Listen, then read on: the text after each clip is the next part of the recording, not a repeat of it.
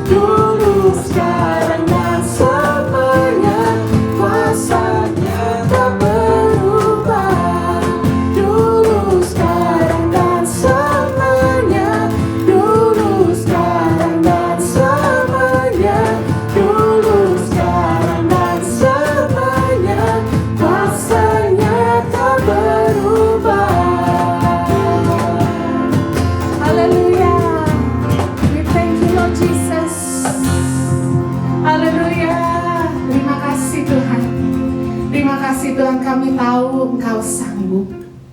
Kami tahu Tuhan, Engkau sanggup melakukan segala perkara. Segala perkara Tuhan. Kami mengucap syukur bahwa Engkau adalah Allah yang baik dalam kehidupan kami. Allah yang memimpin kami. Tidak peduli keadaan di luar sana begitu suram, begitu jelek Tuhan. Tapi kami tahu walaupun keadaan bisa membuat kami ragu-ragu, bisa membuat kami takut, bisa membuat kami merasa cemas Tuhan.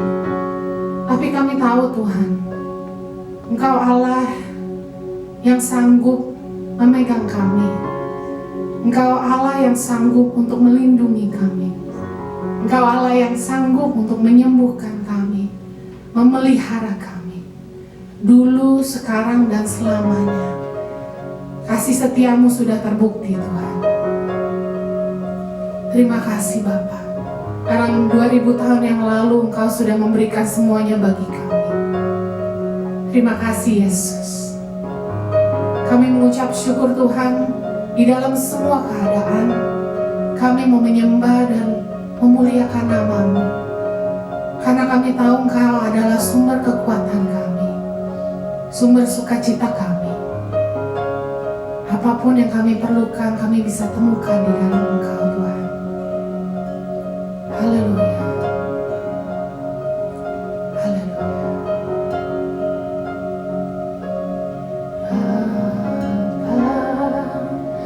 Kau setia,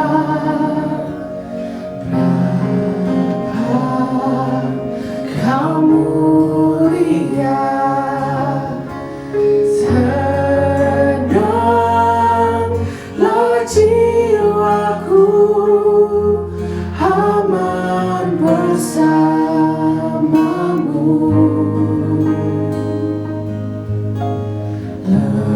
Lebih dari harta, Kaulah segalanya.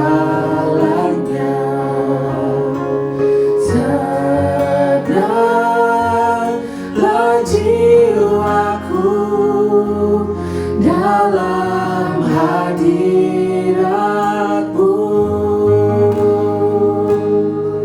Kau tunjukkan kasih setiamu, Kau menyediakan yang ku perlu. Kau setia, Kau mulia, dulu, sekarang, dan selamanya. Kau tunjukkan kasih setiamu,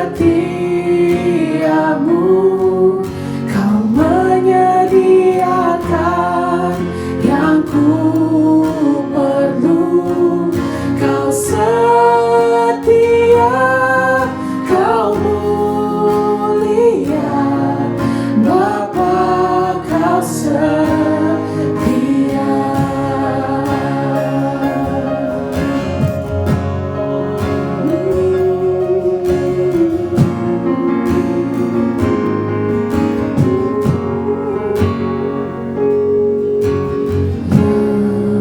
Lebih dari harta, Kaulah segalanya.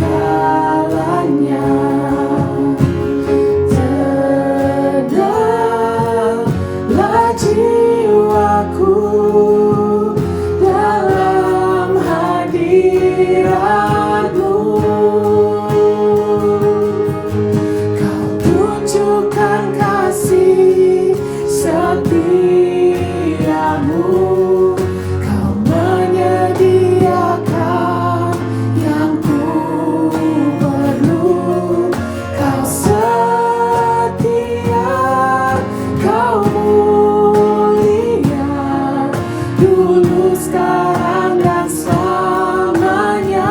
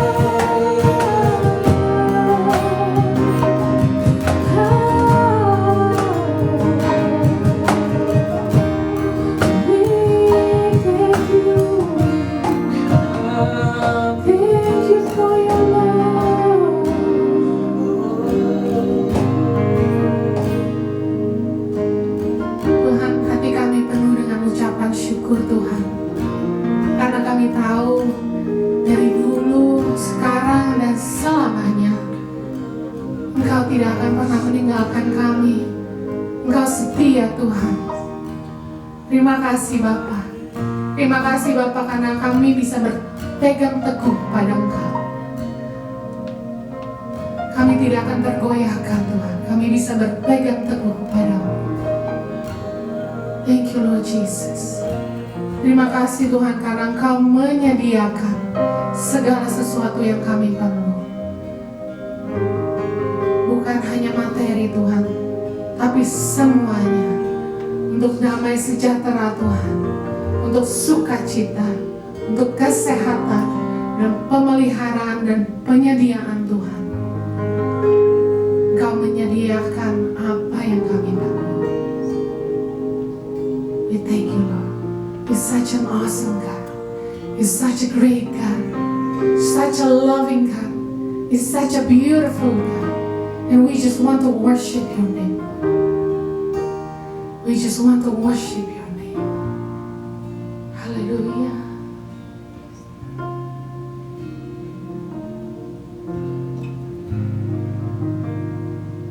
Ku mau memuji-Mu, ku selalu puji-Mu, ku mau menyembah-Mu, ku selalu sembah-Mu. Kau yang layak terima semua pujian, kemuliaan hanya bagi Tuhan. Ku mau memuji-Mu, ku selalu puji-Mu, ku mau menyembah-Mu, ku selalu sembah-Mu.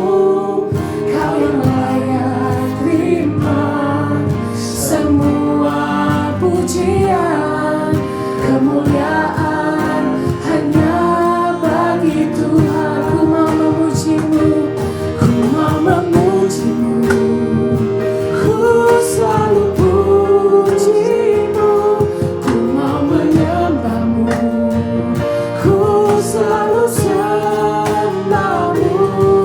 Kau yang layak terima semua pujian, kemuliaan hanya bagi Tuhan. Semua kemuliaan dan keagungan tertuju padamu, Bapa dan Rajaku.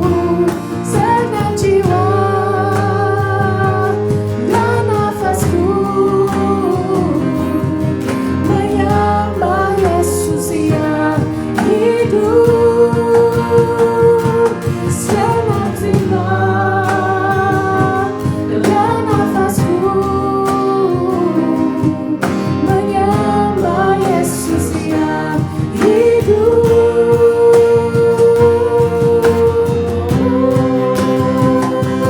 Ku mau memuji-Mu, ku selalu puji-Mu, ku mau menyembah-Mu, ku selalu sembah-Mu. Kau yang layak terima semua pujian, kemuliaan hanya bagi Tuhan. Ku mau memuji-Mu, kami memuji-Mu, Ku selalu puji-Mu, kami mau menyembah-Mu Tuhan. Ku selalu Yes Lord, Kau yang layak menerima semua pujian. Haleluya. Semua pujian, kemuliaan hanya bagi Tuhan. Ku mau memuji-Mu, ku selalu puji-Mu, ku mau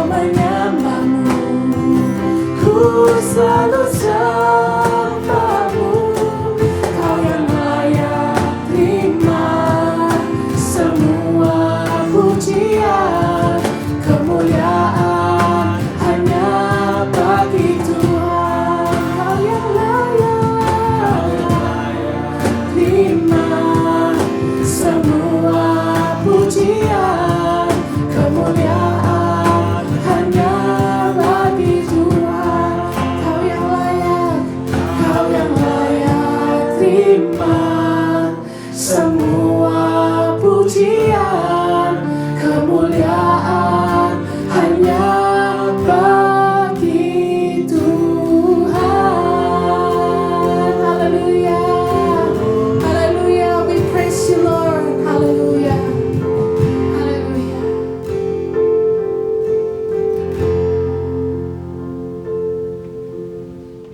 Hello church, welcome back to FJF Atlanta Online Super Sunday Service. Senang sekali bisa berjumpa Anda semua pada minggu siang hari ini. Ada beberapa pengumuman yang ingin saya sampaikan. Yang pertama, pada minggu depan, Juni 21, FJF Atlanta akan dibuka pada pukul 11 untuk merayakan Father's Day Service. Dan setelah itu, kita akan berkumpul bersama di lapangan parkir belakang gereja untuk merayakan Father's Day. Pengumuman yang kedua, sehubungan dengan adanya demo yang terjadi dan terus meningkatnya angka corona, maka pada tanggal Juni 28, FJF Atlanta akan kembali melakukan online service setiap minggunya sampai pemberitahuan selanjutnya. Untuk pengumuman yang berikutnya,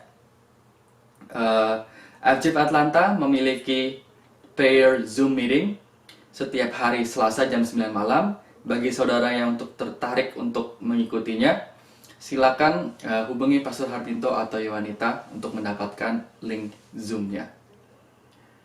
Berikutnya, bagi saudara yang mau datang ke gereja minggu depan, ada beberapa safety protokol yang akan kita terapkan. Silakan lihat video berikut ini.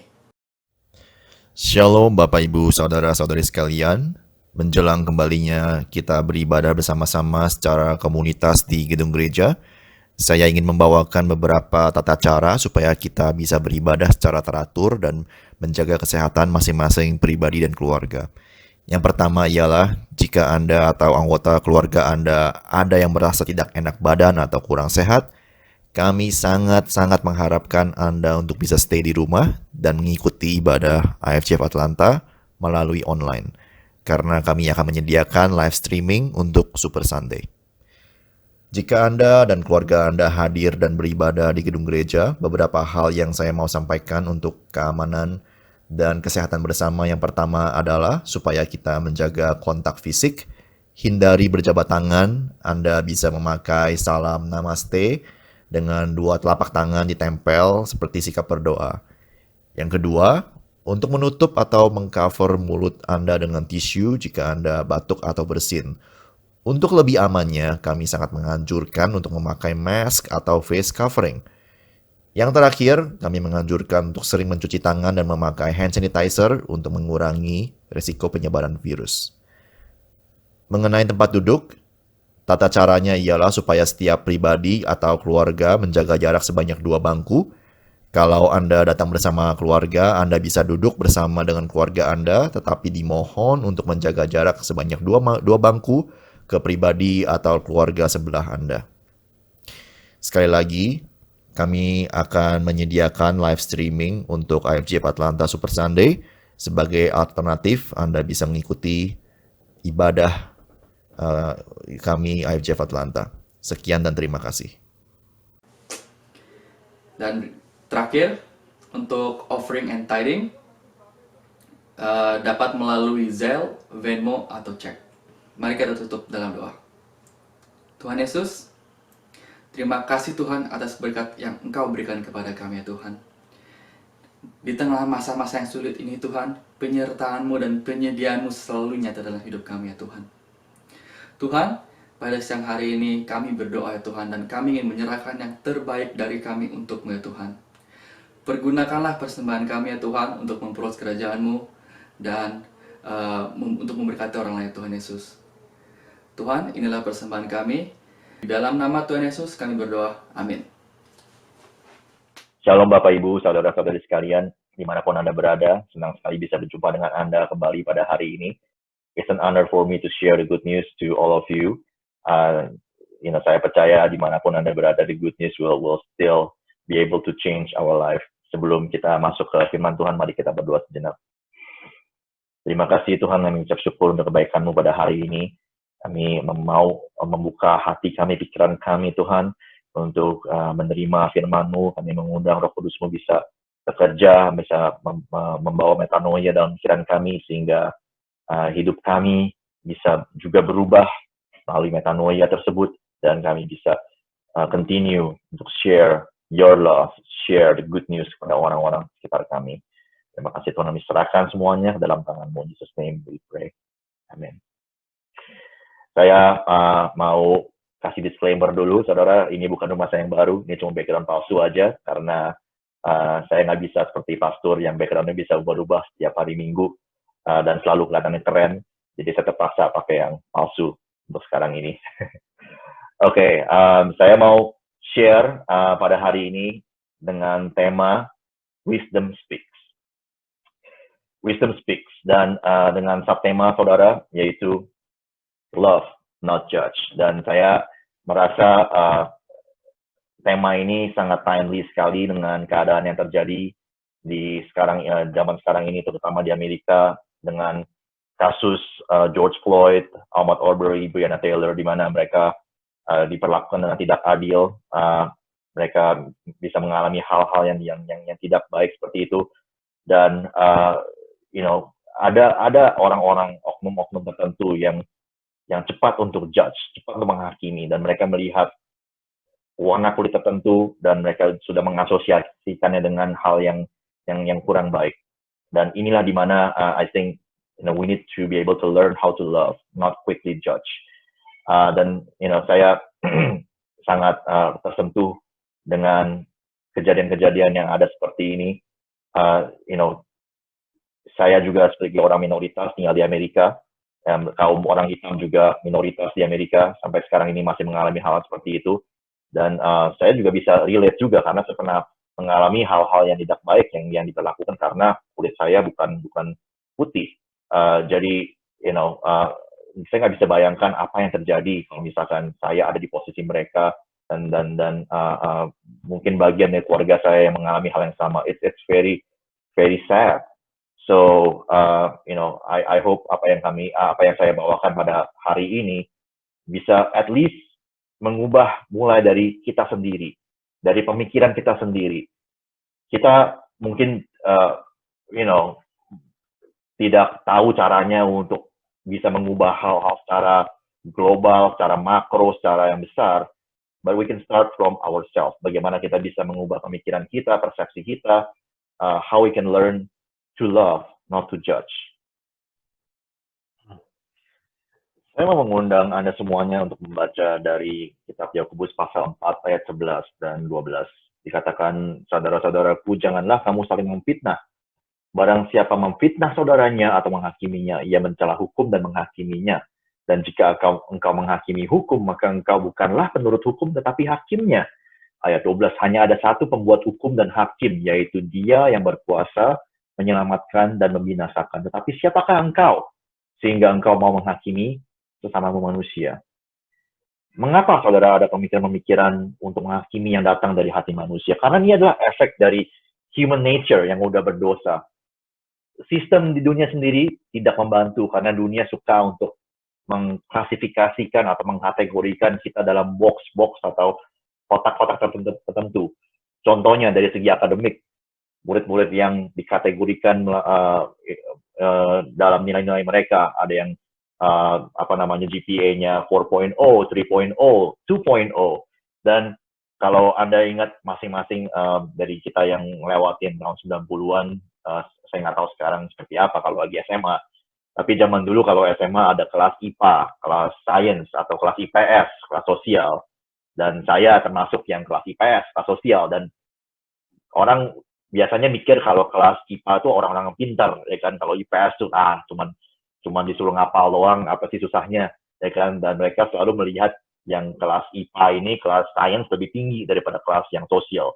Tapi ya nggak masalah, ya kan, itu hanya dari segi dunia yang mau mengkategorikan orang-orang.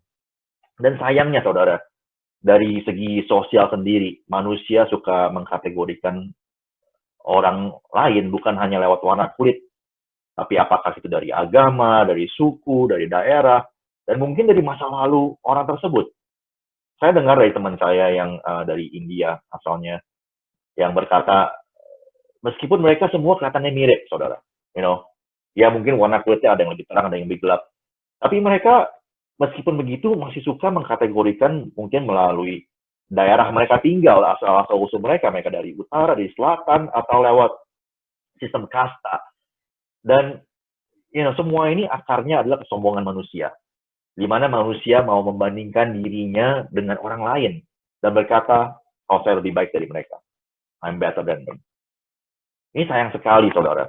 Dan ini adalah berakar dari nature of sin itself. Tapi thankfully, ketika Tuhan Yesus datang ke dunia, dia tidak mati untuk just a certain group of people. Dia tidak mati hanya untuk beberapa orang saja atau satu kelompok orang. Tapi firman Tuhan berkata, karena begitu besar kasih Allah akan dunia ini, sehingga ia mengaruniakan anaknya yang tunggal, supaya setiap orang yang percaya kepadanya tidak binasa, melainkan beroleh hidup yang kekal. Jadi Tuhan Yesus datang ke dunia untuk seluruh dunia, bukan hanya untuk kelompok-kelompok tertentu. So there is hope. Ada harapan di sana.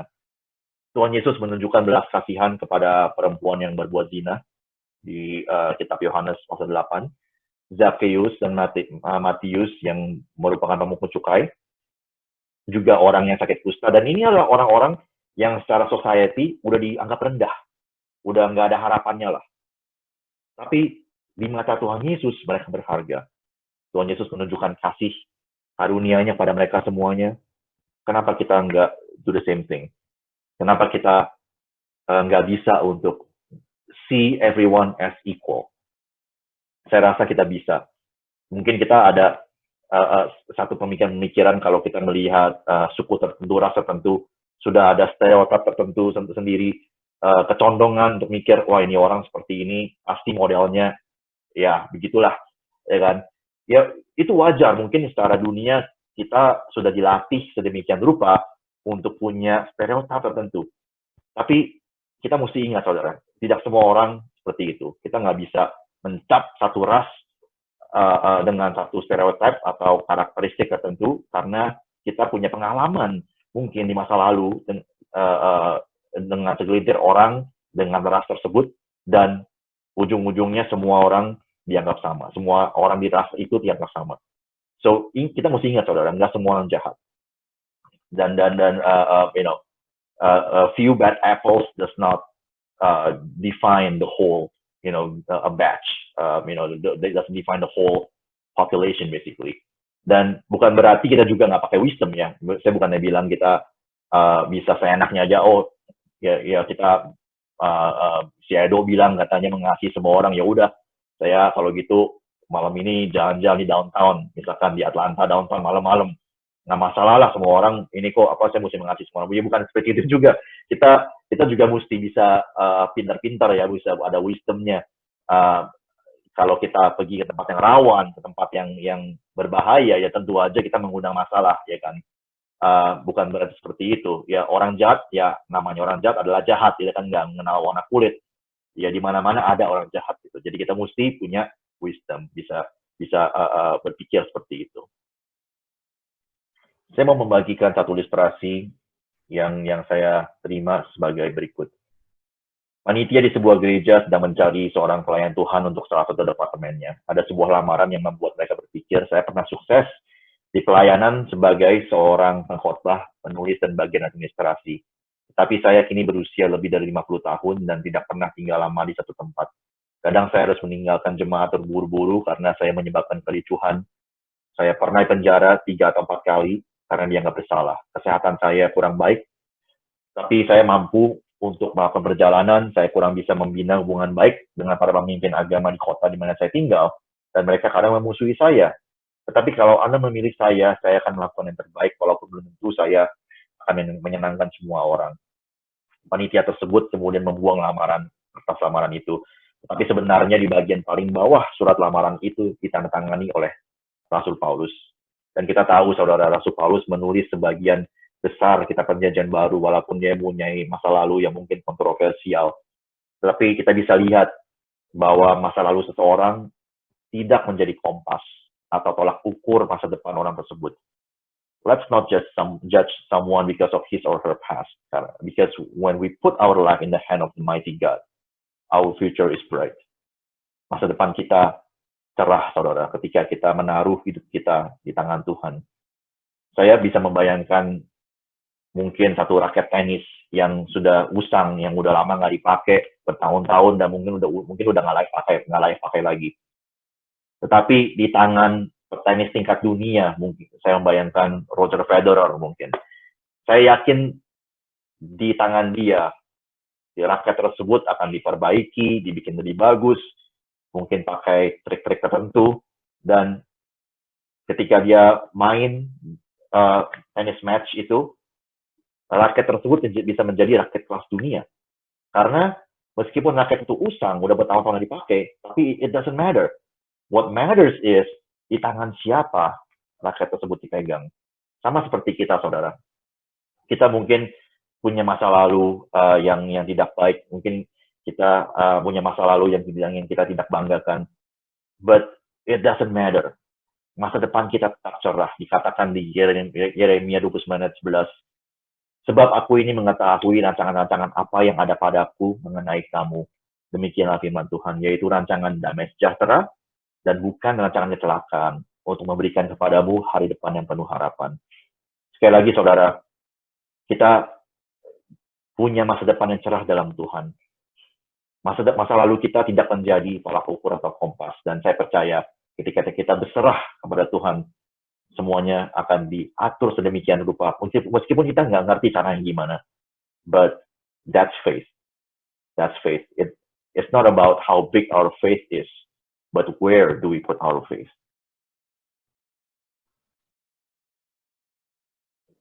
Kembali lagi ke ayat 12, saudara, dikatakan hanya ada satu pembuat hukum dan hakim, yaitu dia yang berkuasa menyelamatkan dan membinasakan. Kalau ada seseorang yang layak untuk menghakimi, itu adalah Tuhan sendiri, Tuhan Allah sendiri. Karena dia adalah Allah yang sempurna, Allah yang maha tahu, yang omniscience, dan dia adalah sang pembuat hukum. Seringkali kita cepat untuk menghakimi karena kita hanya bisa menilai apa yang kelihatan di luar. Tapi the problem is, kita tidak tahu situasi orang tersebut secara keseluruhannya. Mungkin kita melihat atau menilai seseorang yang dipecat dari pekerjaannya, dan secara otomatis berpikir kalau orang tersebut mungkin malas atau nggak kompeten. Tapi yang kita tidak tahu adalah mungkin company tempat dia bekerja sedang mengalami satu proses merger, dan secara financial company yang nggak sehat, makanya mereka banyak melakukan layoff atau PHK. Manusia bertendensi untuk menghakimi orang karena it just makes them feel better, karena secara tidak langsung mereka menilai diri sendiri lebih baik. Tapi kita harus ingat bahwa kita bukan makhluk yang sempurna, kita bukan orang yang sempurna, dan kita bukanlah sang pembuat hukum itu sendiri. Jadi bagaimana, saudara? Apakah kita sama sekali tidak boleh berbicara negatif tentang seseorang mengenai apapun juga? Apakah kita tidak boleh punya satu opini atau pendapat, pertimbangan mengenai situasi orang lain? Bukan begitu, saudara. Boleh aja. Boleh. Bukan semua hal negatif yang kita bicarakan itu berarti kita menghakimi atau kita menggosip. Semua tergantung dari motivasi. Apa sih motivasi kita berbicara tentang seperti itu? Apakah motivasi kita menjatuhkan orang lain, atau apakah motivasi kita berniat membantu orang tersebut? Dan saya yakin kalau motivasi kita baik, there's good things that will come out of it.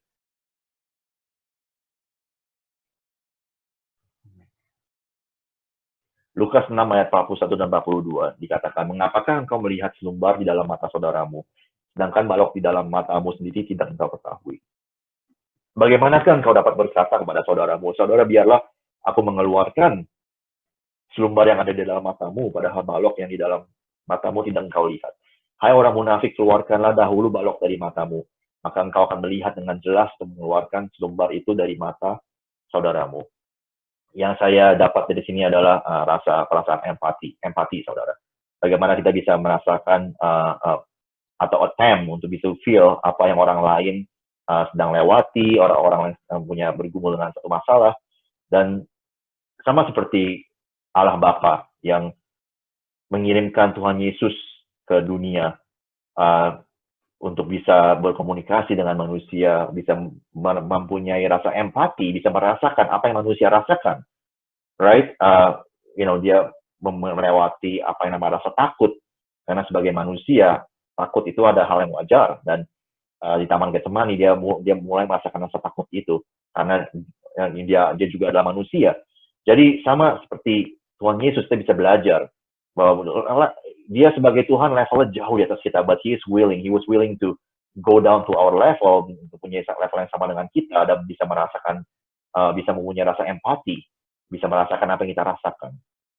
Dan saya mau encourage Anda semuanya, mungkin Anda tidak bisa mengerti secara keseluruhan apa yang orang lain lewati, tapi why don't we learn how to show our love, our care to the people yang membutuhkan, orang-orang yang membutuhkan, and at least they understand, they know that we care about them, we care for them.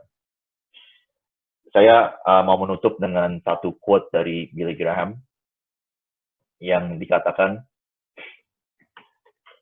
it is the Holy Spirit's job to convict, God's job to judge, and my job to love. Tugas Roh Kudus adalah menginsafkan, tugas Tuhan menghakimi, dan tugas saya mengasihi. Dan saya percaya yang dibutuhkan oleh orang-orang adalah to know, mengetahui bahwa kita mengasihi mereka. Saya ada satu cerita di mana waktu college dulu ada orang Indonesia yang hidupnya amburadul. Dan saya percaya banyak orang yang udah pernah memberitakan tentang kabar baik pada orang ini, mungkin tidak berhasil. Tapi saya satu hari saya ketemu dengan dia di kafetaria. It's just a simple lunch, waktu jam makan siang. Kebetulan sama-sama orang Indo gitu kan, saya ajak dia datang duduk, makan bareng gini.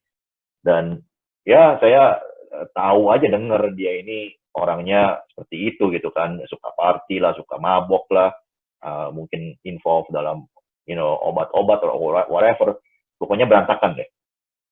Dan saya cuman ngajak doang sama dia, hari Minggu ngapain, ada acara apa gitu, kalau nggak ada acara apa-apa datang ke gereja aja, mau nggak sama kita gitu.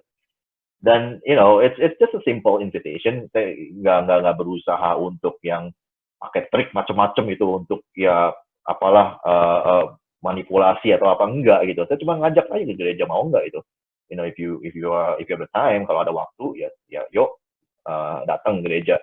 Dan dia datang gereja, dengan waktu itu he had a good time, meskipun dia nggak ngerti apa yang dia mesti lakuin karena dia nggak biasa. Tapi yang kita bisa lakuin pada saat itu adalah we were able to show our love to him. Kita bisa menunjukkan kalau kita care sama dia, what do you need, kita apa yang kamu butuhkan, ya kalau bisa kita bisa bantu, kita bantu. Dan dia ngerasain itu dan ujung-ujungnya thankfully, thank God, dan dia mau menerima Tuhan. Meskipun it's hidupnya benar-benar berantakan, dan dia tahu orang Kristen itu modal kayak gimana, but at that time, just from that one simple invitation, dia ya akhirnya ujung-ujung bisa menerima Tuhan. Dan that's the thing, that our job, tugas kita semua hanya mengasihi, to show our love. Dan Roh Kudus yang bisa menginsafkan.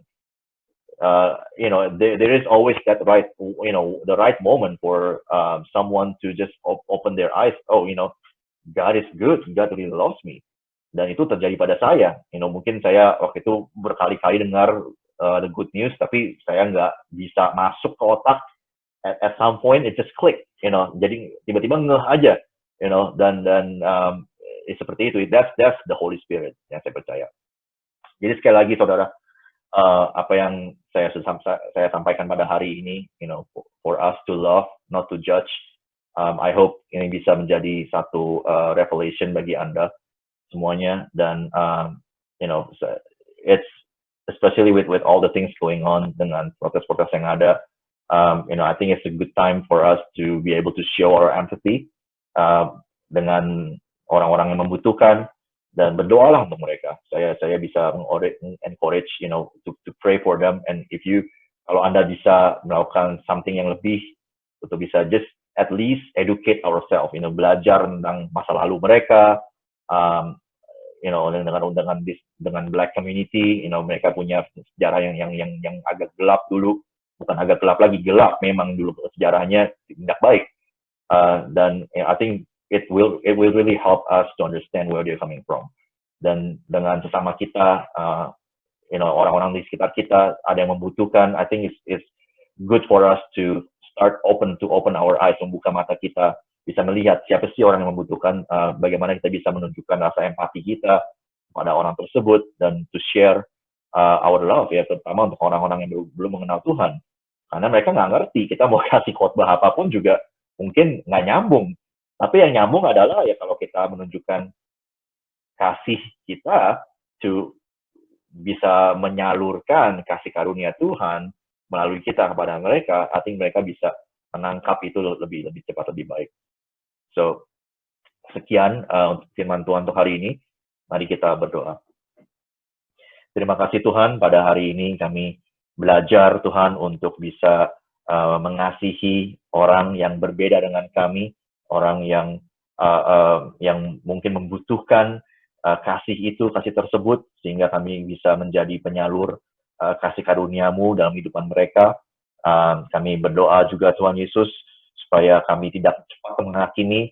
Mungkin ada pikiran-pikiran tersebut yang muncul, stereotip yang ada, di mana kami mungkin punya masa lalu yang mengingatkan pengalaman kami dengan orang-orang tertentu. Tapi kami berdoa Tuhan Yesus supaya kami bisa mengambil keputusan untuk mengasihi mereka, untuk bisa mengerti where they are coming from, mengerti mereka datang dari mana, mereka bisa apa yang mereka alami, dan to make a decision to love them.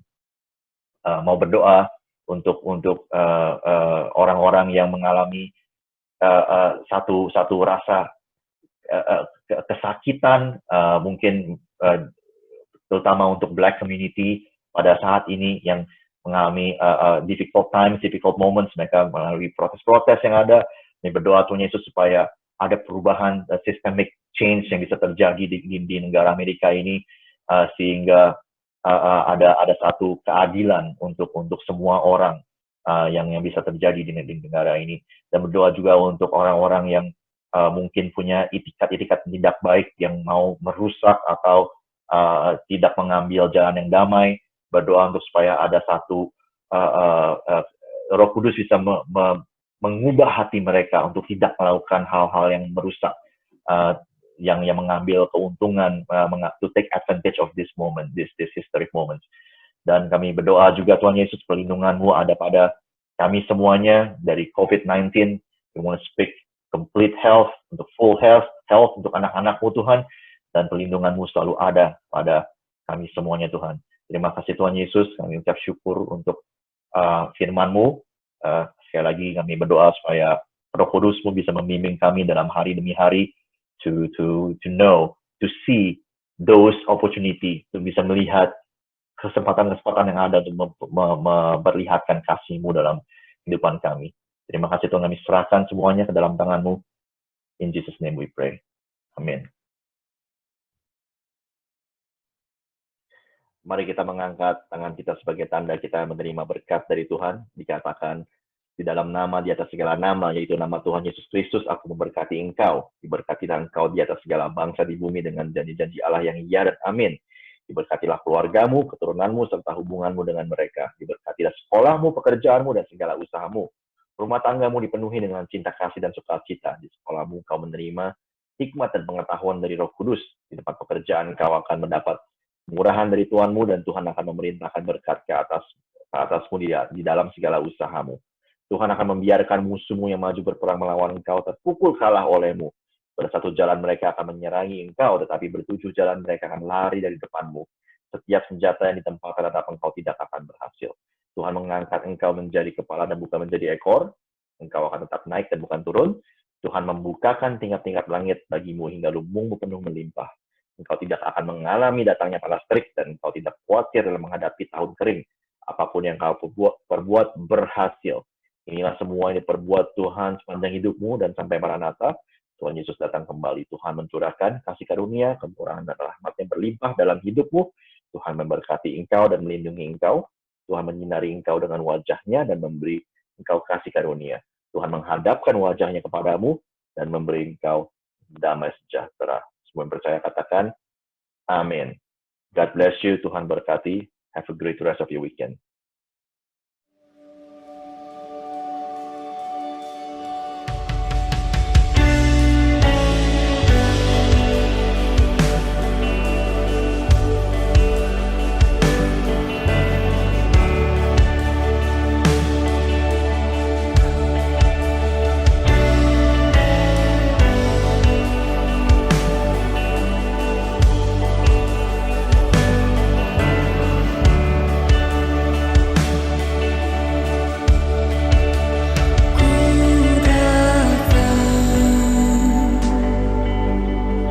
Sujud di hadirmu,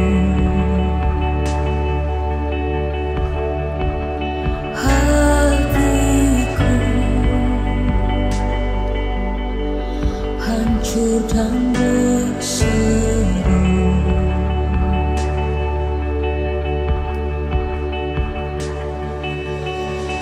dengan